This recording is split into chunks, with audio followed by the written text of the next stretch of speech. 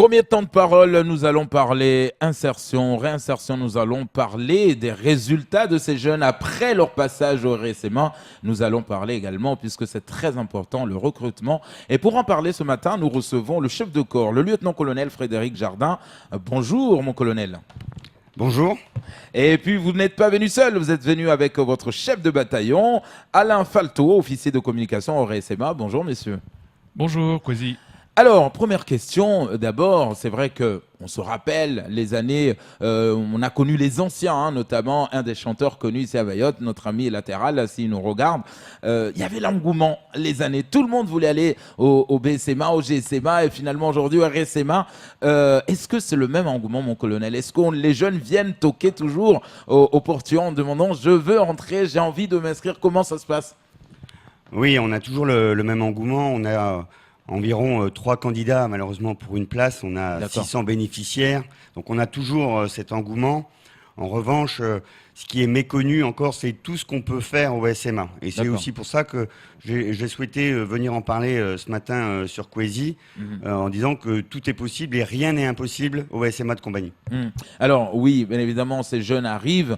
Au départ, c'est vrai que on voit les résultats à l'extérieur, nous autres, mais on ne sait pas ce qui se passe au niveau de toutes ces formations. Et finalement, quand on voit ces jeunes, on est obligé d'aller voir les vidéos, des fois tournées, ou attendre, par exemple, les JPO, les journées portes ouvertes du RSMA, pour « Ah, tiens, d'accord, on fait de la maçonnerie, on fait de plaquiste, on fait… » Mais finalement, c'est très important de savoir ce qui se passe à l'interne. Nous, on ne le sait pas forcément. C'est pour ça, effectivement, vous parliez des portes ouvertes, hein, 28 000 visiteurs durant ce week-end, où on a voulu mettre en avant tout ce qu'on faisait, notamment dans les filières. Après, nos acteurs principaux, l'acteur principal avec qui nous on travaille, c'est l'entreprise. Et l'entreprise, elle sait ce qu'on y fait. Et elle se trompe pas de porte et elle vient bien chercher chez nous les jeunes. Alors, on a fait des filières d'opportunités, hein, en plus des filières qui existent actuellement pour répondre aux besoins de l'entreprise. Après, les jeunes, c'est ce qu'on leur explique quand ils viennent chez nous. Au départ, ils viennent, effectivement, notre produit d'appel, c'est toujours un peu le permis, hein, quand même, faut pas se tromper. Et puis après, rapidement, ils se rendent compte qu'avec des métiers manuels, ils reprennent confiance en eux. Et puis finalement, on peut construire un avenir, et puis ça crée un espoir. Et ça, c'est super. Chef, vous êtes officier de la communication. Est-ce que finalement, en 2019, on se dit, est-ce qu'on va essayer quand même de communiquer ce que nous faisons à l'intérieur, ou ça y est, le grand public quand même commence à comprendre ce qui se fait réellement au sein du régiment. Donc, pas besoin vraiment de mettre en projecteur les formations proposées à ces jeunes. Alors, Mayotte a bien compris que le SMA avait mis l'accent sur la communication depuis 9 mois. Et effectivement, on s'est rendu compte qu'on devait communiquer davantage sur ce qu'on faisait. Et vous allez voir très prochainement, puisque la prochaine campagne qui va être mise en place par le SMA va concerner le recrutement dans les métiers du bâtiment. La prochaine, ensuite, ça sera les métiers de la restauration. Mais au-delà de ça, on a voulu communiquer sur les réseaux sociaux, hein, qui sont le maître mot aujourd'hui de la communication, principalement pour les jeunes et les familles, parce que c'est notre cible aussi, hein, c'est eux qui viennent chez nous. Et on mettra très rapidement en ligne des clips concernant nos filières, nos métiers, qui permettra aux jeunes de se rendre compte de ce qu'on y fait, de ce qu'on peut devenir. Vous verrez, c'est des vidéos qui sont courtes, mais assez attractives, et qui répondent vraiment aux besoins de Mayotte. Qui parlent à ces jeunes et qui… Absolument, absolument. Le message est là, quoi. Il est clair. Excellent, qui s'adresse vraiment aux jeunes mahorais. Mais en règle générale, quand les jeunes arrivent chez vous, est-ce qu'ils ne sont pas quelque part en terrain connu, en disant qu'est-ce que ça va être, etc. Peut-être est-ce qu'ils recherchent de la rigueur, est-ce qu'ils recherchent, parce qu'il y a une certaine rigueur quand même chez vous. Donc comment ça se passe par rapport à ça? Alors en fait, ils ne sont pas en terrain connu, puisque souvent, c'est leurs copains, leurs cousins, leurs neveux, et maintenant même leur père ou leur oncle. On estime sur les 30 ans de présence du SMA à Mayotte, près de 8000 jeunes qui sont passés par le SMA. Donc il y a 30 ans, c'est les papas d'aujourd'hui. Hein. Donc cette communication, elle se fait. Et effectivement, ils viennent chercher la rigueur. Alors plus que la rigueur, c'est un savoir-être. Et c'est aussi ce que les entreprises viennent chercher chez nous, c'est le savoir-être avant le savoir-faire. Ah oui, donc ça veut dire que les entreprises sont tranquilles. En disant, voilà, les jeunes qui sont chez vous, eh ben, ils ont une rigueur pour le travail, ils ont une discipline. Donc ça va être, entre guillemets, de bons employés. Oui, c'est ça. C'est les 5 règles d'or du SMA que vous connaissez, hein. Être à l'heure, être en tenue, avoir le goût du travail en équipe, travailler en sécurité et surtout respecter son chef.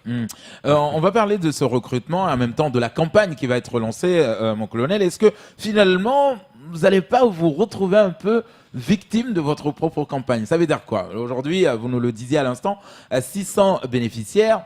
Et si la campagne marche, que tous ces gens, vous l'avez dit, allez, ils sont 4, par exemple, candidats pour une place. Mais si tous les jeunes qui nous regardent aujourd'hui sont attirés par cette campagne, se disent « Pourquoi pas moi? C'est ma chance en 2019, je vais y aller. » Mais sauf qu'il n'y a pas... En fait, c'est notre enjeu. C'est l'enjeu en fait des cadres du SMA. Actuellement, les formations sont des formations de 10 mois. Ouais. Et en fait, on étudie toutes les possibilités, y compris à raccourcir la durée de la formation pour avoir plus de bénéficiaires. Puisque nous, on travaille, vous savez que mon ministre de tutelle Bien sûr. Bien sûr. est le ministre de l'Outre-mer. Et donc, C'est en ça. fait, moi, j'ai un budget qui est travaillé sur des équivalents temps plein travaillés Ouais. sur l'année. Comme mes formations font 10 mois, si je raccourcis encore les formations, ben, de facto, j'aurai plus de bénéficiaires. Ouais. Donc, l'enjeu, c'est de savoir de combien de temps on peut diminuer la formation sans mettre en péril notre savoir-être et le savoir-faire du SMA. C'est pas un peu frustrant de refuser des jeunes? Non, c'est pas frustrant parce que vous connaissez les critères d'éligibilité et donc parfois dans les 3 qui se présentent, D'accord. tous ne remplissent pas les critères d'éligibilité. Je vais les rappeler pour les jeunes qui Oui, nous bien sûr. écouteraient. Pas Hein. les critères, ouais. 18-25 ans, Ok, être français, ok. avoir un casier judiciaire compatible avec le statut de militaire, puisqu'ils sont quand même sous contrat militaire, hein, le temps où ils sont au SMA. C'est-à-dire quoi le statut compatible? Eh bien, un casier judiciaire compatible avec le statut de militaire, ça veut dire pas de crime de sang. Vierge, quelque part. Pas vierge, parce Ouais, que en fait, justement, c'est ça. Vierge, non, parce que vierge, ça n'existe pas. Même en métropole, quand on rentre militaire, et vous avez un exemple à côté de moi, et c'était pas un enfant de cœur non plus. Pour Voilà. regarder, maintenant c'est un Parce beau qu'on dit commandant. souvent, parce qu'on dit souvent justement que ces gens-là, on pense aux légionnaires notamment, de dire voilà, ben ils sont pas tout blanc, et quand même on les accepte. Donc il faut pas que ce soit vierge totale. Non. Enfin, quelqu'un qui a fait un vol, petite délinquance, menu larcin, larcins, sans violence. Oui, tout à fait. Ok, c'est étudié. Ça Et rentre dans puis les codes. Ok. c'est une deuxième chance. Hein. C'est pour ça, ouais. L'armée a toujours été une deuxième chance. Et ben, le SMA, c'est encore une troisième chance. Mais parfois, on dit pour les jeunes, c'est la deuxième chance. Oui, enfin, c'est surtout la première chance. Hein. Parce que ces jeunes-là, ils sont aussi en difficulté sociale et ou familiale. Et puis, ce sont des demandeurs d'emploi. Mais pour être demandeur d'emploi, il faut connaître ses droits. Et c'est un des premiers travaux qu'on fait au SMA dans les premiers temps, dans le premier mois, c'est la connaissance des droits. Et là, on en est loin. Quand vous regardez maintenant pour Pôle emploi, la Caisse de sécurité sociale, tout se fait par Internet. C'est aussi un des enjeux du SMA 2025, hein, après le SMA 6000, c'est la lutte contre l'électronisme. Ah oui. Donc, Elle est énorme. c'est énorme. En C'est 2018, en fait, sur les un peu plus de 600 bénéficiaires, 53% étaient illettrés, c'est-à-dire les niveaux quand 1 même. ou 2 sur les tests de la NLCI. Ok. Ok. Parmi ces 53%, 60% étaient diplômés d'un CAP, BEP ou bac professionnel. Donc il y a beaucoup de choses à reprendre avec ces jeunes. Ça ne veut pas dire qu'ils n'ont pas la capacité. La preuve, Oui. c'est qu'à la sortie, il y a 90% d'insertion. Donc Ouais, ça veut dire que le savoir tout court, avec notamment le certificat de formation générale, le CFG, eh bien il l'a obtenu. Alors, on le sait, mon colonel, que oui, le marché de l'emploi à Mayotte est très compliqué aujourd'hui. Dieu merci, on va le dire, vous avez des entreprises, en tout cas vos partenaires qui sont là, qui soutiennent ces projets, ces jeunes. Après, votre travail s'arrête où exactement? Une fois que le jeune a fini, parce qu'on va le dire qu'il y a 2 recrutements. Le recrutement pour rentrer au SMA, le recrutement après dans l'entreprise. Finalement, votre travail s'arrête où? Ça y est, il est recruté, bonne chance. On se reverra dans une autre vie. Comment ça se fait? Où il y a le suivi continu en entreprise? Oui, le suivi continue au-delà des 6 mois. En fait, à partir du moment où le jeune sort, on le suit au moins jusqu'à la fin de son premier contrat. D'accord. Et pourquoi premier contrat? Parce que sur les 90% d'insertion, 2/3 c'est de l'insertion durable, c'est-à-dire D'accord. CDI ou CDD. De D'accord. plus de 6 mois. Ouais. Pourquoi? Parce que même si son CDD n'est pas renouvelé ou ne donne pas lieu à un CDI, eh bien le jeune, on estime qu'avec tout ce qu'il aura appris au SMA, il a la capacité lui-même de retrouver un boulot. Mhm. Je vous ai dit, l'entreprise, acteur principal, notre interlocuteur principal, et donc il est important pour nous de savoir également si on s'est trompé. Ouais. Puisque en fait, si on est aveugle, eh bien on ne peut pas faire évoluer nos formations. Et aussi, on a le droit de se tromper, mais il faut savoir pourquoi. Mhm. C'est comme ça qu'on avance. Dans notre analyse de la situation à Mayotte et dans notre travail au quotidien, ce qu'on regrette le plus, c'est la méconnaissance de l'autre et de ce que fait l'autre. D'accord. Donc, de ce que nous on fait, bien sûr, et c'est pour ça que Alain s'en occupe pour communiquer vers l'extérieur, mais aussi d'attirer les entreprises et nous d'aller dans les entreprises pour voir, pour connaître réellement leurs besoins. Vous le disiez à l'instant, chef, vous pouvez y répondre, hein, que ces jeunes aujourd'hui sont allés sous contrat militaire. Hein. Donc, au lieu aujourd'hui, puisqu'il y a la formation, on obtient son diplôme et puis finalement on est dirigé vers l'entreprise qui est en tout cas preneur hein, par rapport à son besoin aujourd'hui en entreprise. Mais beaucoup de jeunes, finalement, enfin en tout cas ceux qu'on a pu rencontrer, nous disent j'ai pris goût à cette façon de cette formation militaire, cette façon d'être comme un militaire. Est-ce que finalement il y a une autre partie de vous les dirigez, tiens, attends, je vous vois bien militaire, je vous dirige vers la métropole, tel endroit, tel bataillon, tel régiment, allez tenter votre chance. Alors nous, on les oriente pas, mais on les conseille. Et effectivement, beaucoup de jeunes rentrent en disant « je veux être militaire ». On lui dit « attention, ici, on est dans la formation professionnelle, même si on est un organisme d'insertion socio-professionnelle, hein, plus qu'un organisme de formation, où on ne veut pas faire de concurrence. Mais il y a beaucoup de jeunes qui rentrent chez nous pour être soit militaires, soit gendarmes, soit policiers, soit agents pénitentiaires. C'est aussi une phase, enfin une partie de notre travail à Combani, c'est de préparer ces jeunes à ces concours ou à ces tests d'entrée. En revanche, on essaye de les limiter, c'est-à-dire qu'il ne faut pas qu'on soit la pépinière de l'armée de terre parce que je pense qu'il y a vraiment des besoins pour les entreprises à Mayotte, et je pense que Mayotte est à construire, et nous, on doit accompagner la construction de Mayotte. Et donc, on doit accompagner les entreprises dans cette construction. Donc, c'est plus ouvert pour les entreprises, c'est ça que vous voulez dire? Oui. C'est plus à même de faire ça. Notre vocation, elle est plus là, votre vocation. sur l'insertion socio-professionnelle dans le monde de l'entreprise. Plutôt que dans le monde militaire. Plutôt que dans le monde militaire, voire dans les fonctionnaires. On a suffisamment de fonctionnaires à Mayotte, je pense, non? Alors, est-ce qu'aujourd'hui, finalement, il y a des entreprises quand on regarde un peu le marché, tout à l'heure, je le disais, il y a des métiers aujourd'hui qui n'attirent pas forcément ces jeunes. Aujourd'hui, c'est vrai, les jeunes vivent avec leur temps. On a des jeunes, par exemple, on leur propose, qui ne sont pas forcément au SMA, mais qu'on peut proposer, par exemple, une formation de plaquistes parce qu'ils sont partis à s'inscrire comme demandeurs d'emploi ou à la recherche de formation à Pôle emploi. Plaquistes, ils vont vous dire je ne sais pas trop ce que j'ai envie de faire, donc ça ne m'intéresse pas. Est-ce qu'il y a des formations où donc, le jeune, quand il arrive, lors du recrutement, on essaie de détecter ce qui peut l'intéresser, on lui dit voilà, les formations qui sont chez nous, c'est ça. Nous, par rapport à votre entretien, on vous proposerait plutôt, c'est-à-dire c'est vous qui le dirigez ou c'est lui qui dit non, dès le départ, j'ai envie d'être maçon, j'ai envie d'être plaquiste, j'ai envie d'être, forgeron, peu importe, j'invente.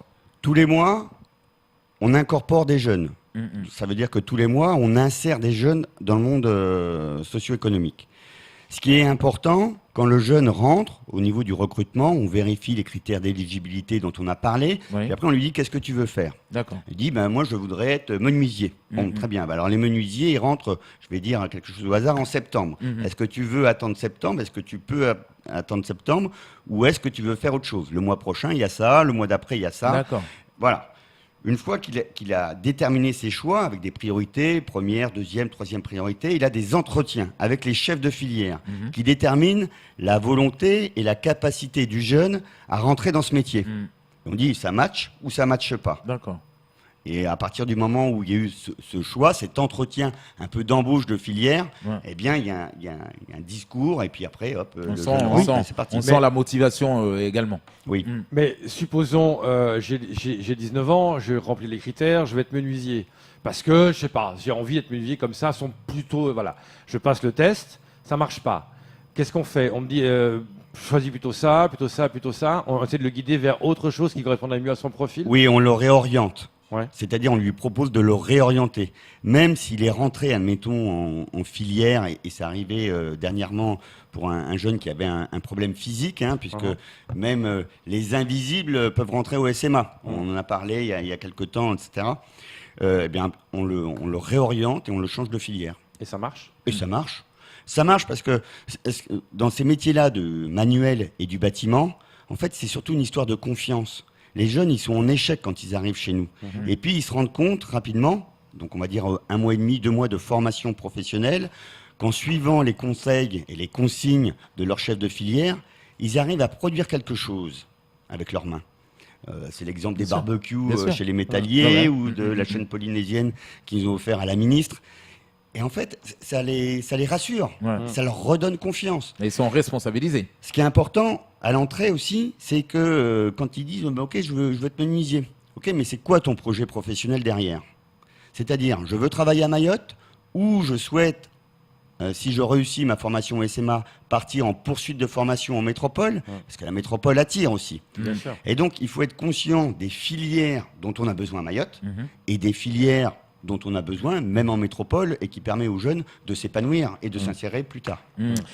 Chef Alain Falto, puisqu'on est presque à la fin de notre temps de parole, comment va se passer cette campagne? C'est-à-dire déjà, est-ce qu'il y a une date? On sait quand est-ce qu'elle démarre, quand est-ce qu'elle va se finir? Et comment ça, vous nous avez parlé des petits vidéos, en tout cas dans le compte Facebook, par exemple, du SMA.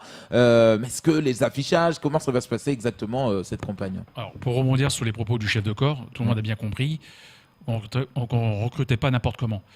Chaque mois, il y a des corps de jeunes qui viennent chez nous et qui viennent avec l'idée d'un métier. Nous, on est là pour les aider. Et pour les aider en amont, les orienter, les campagnes de publicité mettent en exergue les métiers qui nous intéressent, c'est-à-dire sur lesquels ils iront acquérir certains savoir-faire techniques, professionnels sur nos plateformes. Je vous ai parlé, les prochaines, ce sera les métiers du bâtiment qui marchent très bien à Mayotte. Puis ensuite, on attaquera avant l'été le recrutement pour les métiers de bouche. Donc ces campagnes de recrutement se font par le biais d'affichage, par le biais de spots radio et aussi par le biais des réseaux sociaux, avec les petites vidéos qu'on fait en fonction de ce dont on a besoin. Donc c'est le métier de l'officier communication, mais qui n'est pas le seul à communiquer. Les gens qui communiquent au régiment, au-delà du chef de corps et de l'officier communication, c'est aussi nos commandités, nos chefs de section. Quand on fait des forums d'entreprise au régiment, c'est quand on participe à certains événements Mayotte, où on met des stands de recrutement, où vous aurez peut-être la chance de voir tous les flyers qu'on distribue, où on met en avant les 20 filières et nos 9 pôles de formation qui sont offerts à la jeunesse mahoraise via le RSMA. Alors, on le sait, beaucoup de jeunes nous le disent avec sourire, avec fierté. La vraie campagne qui, en tout cas, fait un appel d'air au RSMA, c'est le jour du 14 juillet, quand on voit tous ces jeunes fiers de défiler, en tout cas, sur notre petite rocade à Mamoudzou. C'est une fierté. Et là, on voit les autres jeunes en face qui regardent le défilé. Ils se disent, l'année prochaine, c'est moi. Sans conteste, les jeunes mahorais sont très attirés par l'uniforme. Il y a une grande fierté d'avoir l'uniforme français, le drapeau bleu, blanc, rouge attire, c'est vrai. C'est vrai, il y a une grande fierté. L'année dernière, on est arrivé avec le chef de corps à Mayotte. Bon, le chef de corps défilait, a eu la chance de défiler à Paris. Moi, je découvrais le 14 juillet ici sur l'île. Et c'est vrai que le défilé du RSMA et des cadets citoyens, dont on n'a pas parlé, est une grande fierté. Ils sont très, très applaudis par la population. J'étais assez surpris. Donc la population mahoraise est très, très attachée à l'uniforme. C'est vrai. Voilà, en tout cas, le message est lancé. Si vous êtes jeune, n'hésitez pas, n'attendez pas la campagne. Vous pouvez d'ores et déjà y aller, donc du côté du SMA, prendre les renseignements, voir votre profil, vos critères. Peut-être que vous serez le prochain qui sera sur le 14 juillet du côté de Mamoudzou. Merci beaucoup, Frédéric Jardin. On rappelle que vous êtes le chef de corps, le lieutenant-colonel Frédéric Jardin, de chef de corps au SMA, accompagné de votre chef de bataillon, Aleph Falton. Merci beaucoup, messieurs. On espère que beaucoup de jeunes, rien qu'en passant par Cuezy, aujourd'hui vous aurez une centaine dans la journée. Merci beaucoup. En conclusion, si vous permettez, Oui. je dirais que seul on va vite et ensemble on va plus loin. Voilà. Et comme je sais que vous avez un public qui ne maîtrise pas toute la langue française, je vous dirais Weka Weke, Moussandra Mbio, Bena Wanyao, Moussandra Mbali. Mais très bien, voilà donc le mot de la fin. Voilà Léo, le chef de corps vous a battu. J'ai rien compris à ce qu'il a dit, mais apparemment, toi, tu te marres bien. Hein. Je reviendrai cet après-midi, puisque je sais que vous faites souvent... Je vous suis, on vous suit l'après-midi quand on travaille pas trop. On viendra ensemble. pour parler maoré. Je viendrai vous aider. Allez, ça sera tout pour ce temps de parole.